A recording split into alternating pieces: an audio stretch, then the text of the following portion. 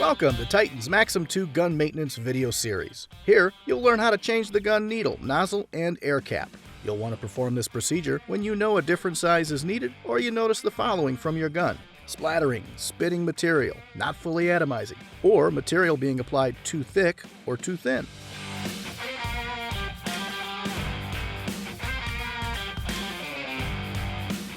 First up, remove the rear fluid knob and spring from the gun.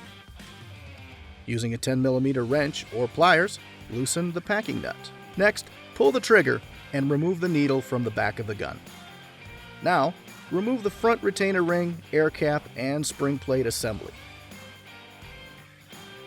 Finally, using the supplied T-wrench, remove the nozzle. Remember to check and ensure that you have matching sizes for the nozzle, air cap, and needle that you will be installing. Each part has a number engraved on it. Now, install your nozzle and tighten with the supplied T-wrench.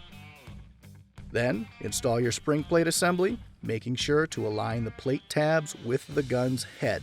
Now install your air cap and retainer ring, threading the ring down only until the nozzle is flush with the air cap edge. Next, lube the needle and install it through the packing nut and seal into the gun head. Reinstall your rear spring and knob, only threading the knob on far enough to still have one thread of the fitting exposed.